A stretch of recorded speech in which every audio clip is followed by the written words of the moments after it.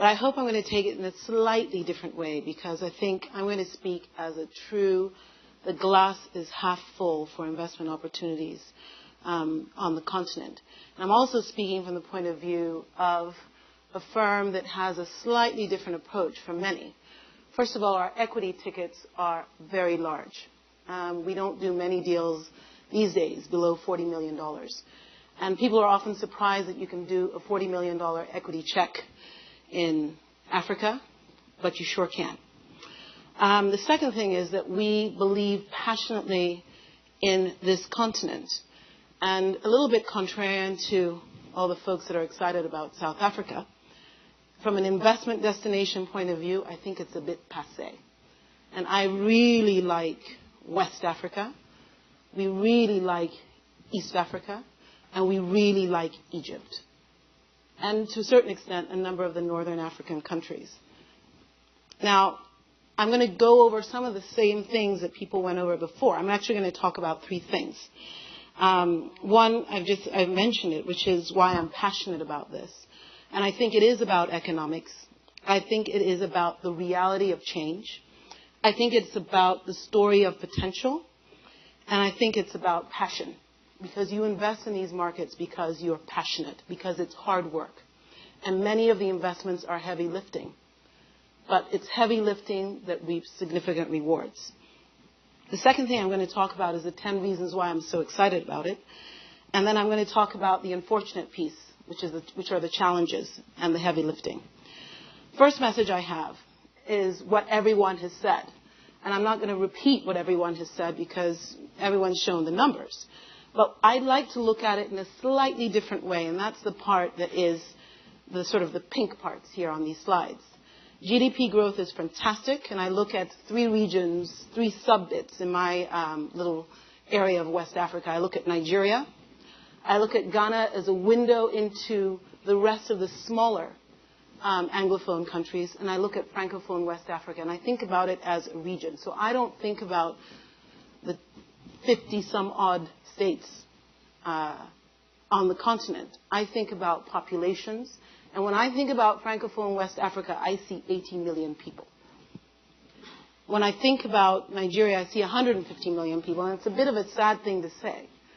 But while we're all looking at the 150 million, I also think about it and I think, as a consumer society, if there are 20% of Nigeria that can afford things, that's bigger than Belgium. But the fact of the matter is, depending on how you piece the product together, you can tap into a significant portion of that 150 million. So I see opportunity. I see when I look at GDP per capita on a PPP basis, I see growth. And I see the fact that more and more people are having more and more money. And I also know that these figures are completely wrong. They're probably directionally correct and exactly wrong.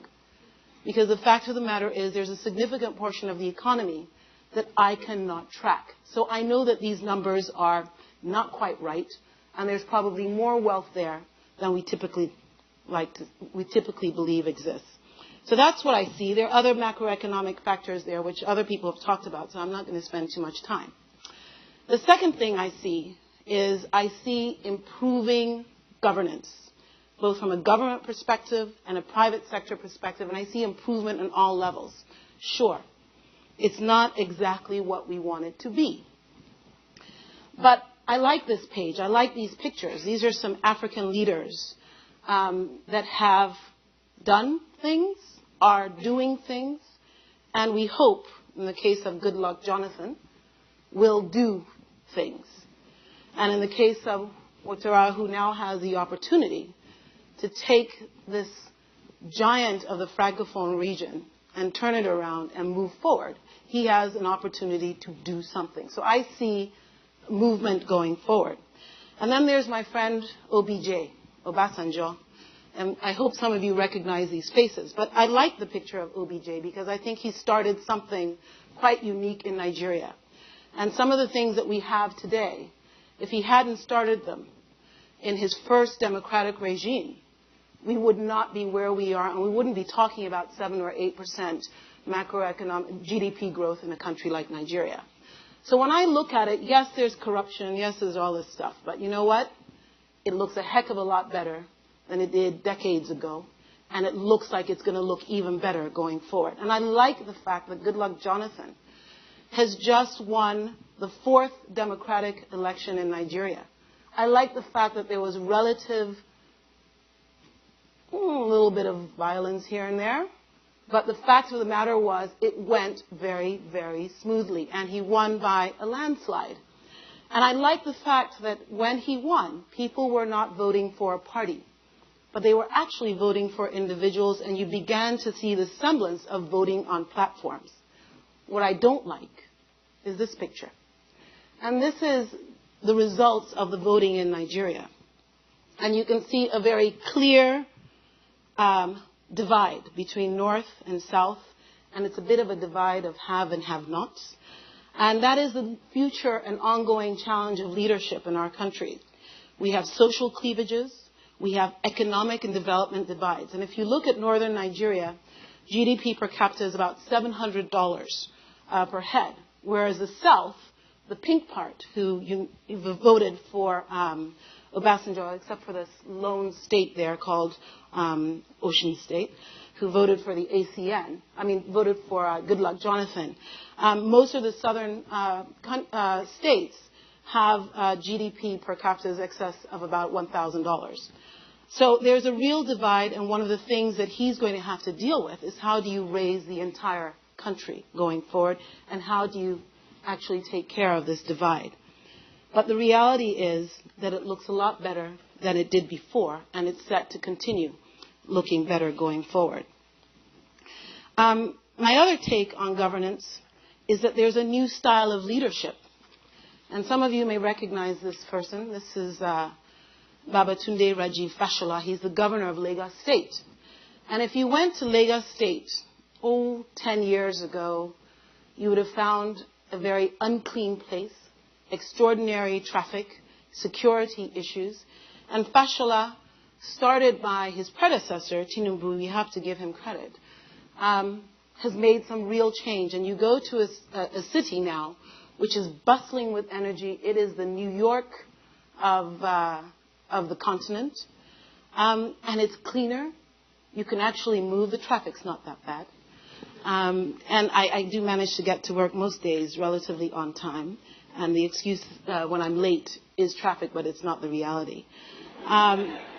But you actually see change. And he started off his first year talking about the fact that he was going to make change happen. And he made a promise early on that he would fix the roads. He would bring transport, public transport. He would do many other strategic projects. And the reality is that he has actually had partnership, he has had action, and he has actually shown results. So I like to think that there's a new style of governance and there's a higher expectation of many of our leaders. And that's another thing that makes me excited and bullish. We talked about reforms, and many people have given examples. And reforms have really created real change, and they've created opportunity for investment. They've created transparency. And these are some of my favorite reformers. The first one, Ngozi Okonjo-Iweala, and I'm sorry for the little typo there, but she really did begin some of the change in terms of the economic reforms, debt forgiveness, and so forth in Nigeria, without which I think we would not be where we are today.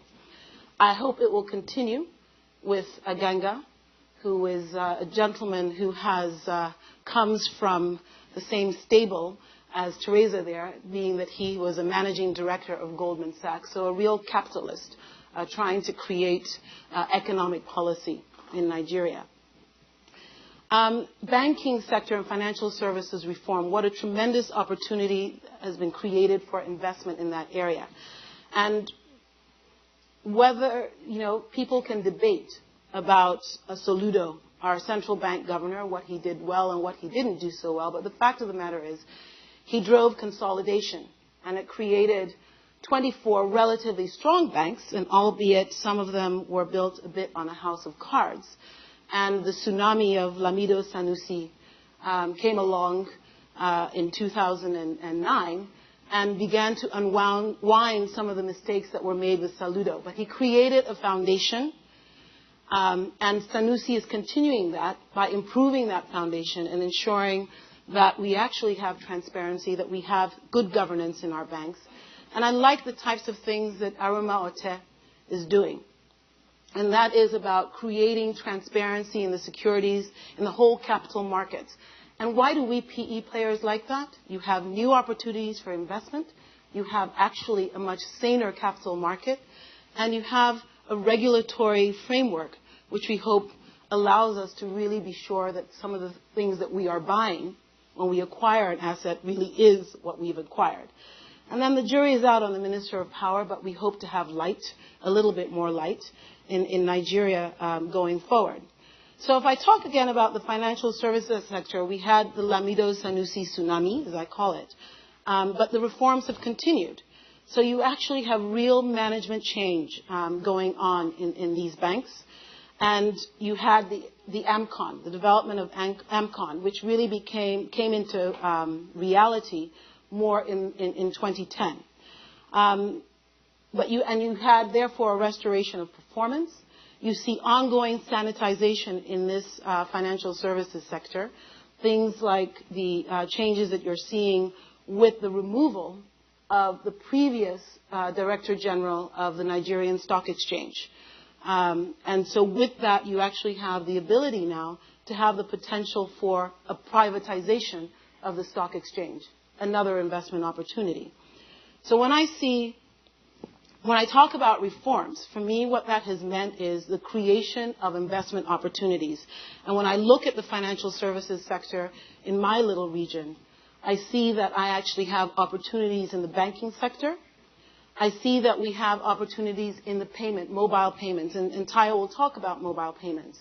But Actis has embarked on a vision to create a Pan-African mobile payments business, doing Visa card processing, MasterCard processing, all of this in Africa, which 10 years ago and even 5 years ago, it was a bit dubious to be using your credit card.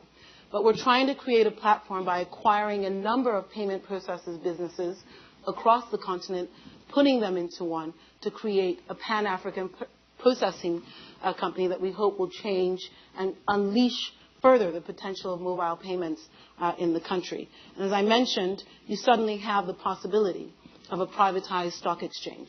What an incredible investment landscape you have in financial services. Some of these opportunities are way too small for a business like Actis, who looks at $40 million tickets. But then again, we'll look at it with new eyes and say, can we then consolidate and create a platform across countries? We talked about emerging middle class. Now, what do I see when we talk about the emerging middle class?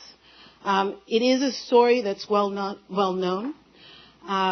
And we also recognize that you've got this extraordinary disparity of rich and poor. But as I said earlier, depending on what the product is, it can touch the 20% or it can touch the 80% of the population.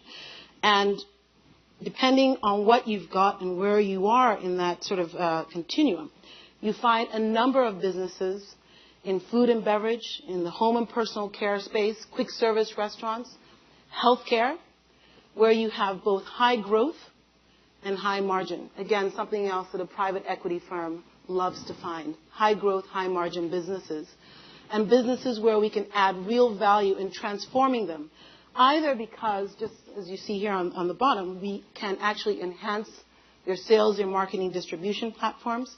We can bring operational effectiveness. We can institutionalize these businesses. We can bring people. We can bring processes. But all of those things mean, for a PE firm like Actis, it means an opportunity for additional investment spaces.